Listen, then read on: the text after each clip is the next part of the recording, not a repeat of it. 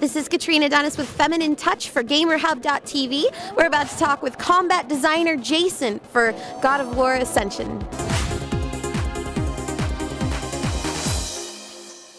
When they were talking about it, we would get an explanation of why Kratos was chained up. Are we able to get some insight on that?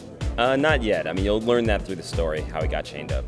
What originally brought the idea of this prequel to the table in the first place?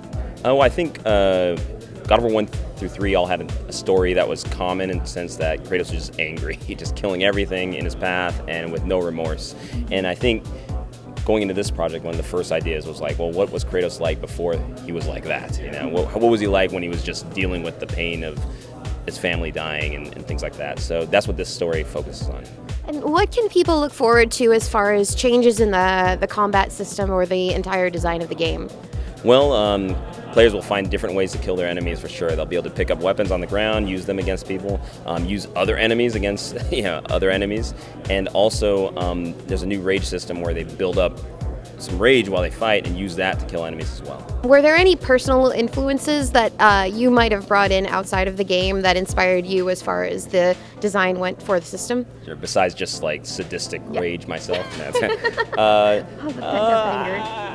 I don't know. I mean, I'm a big fighting game fan, so maybe that's not personal, but it's just something that kind of goes into the combat where it's like we want to make sure that it always feels fluid, always feels fun. That goes from single player and multiplayer, just make sure it's a good experience all around. Design-wise, would you give us a little insight on what's changed about Kratos just as the main character? Like, is there anything we can see that's like very different between the older games to the prequel?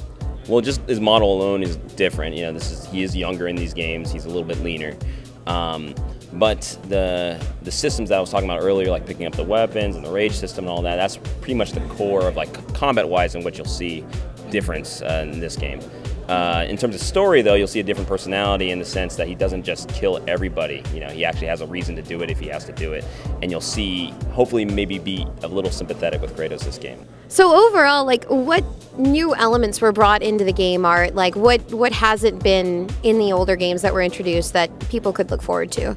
Well, the multiplayer for one. I mean, this is the first game that after you get done with the single player, you actually have some things to do. And with that, you'll have mini allegiances to play with, 4 god allegiances, mini weapons there as well that are different from from single player, giving them just a lot of content for this game. Like, is there anything that you personally look forward to introducing to gamers with this God of War? I mean, I just can't wait for you guys to play it, really. I mean, we haven't been showing single player, you know, we're showing it today, and there's a lot to be excited about with that. And the multiplayer will give you, hopefully, reason to play for months and months. Well, thank you very much. We're all very excited for God of War Ascension, and for GamerHub.tv, this is Katrina Dennis signing off.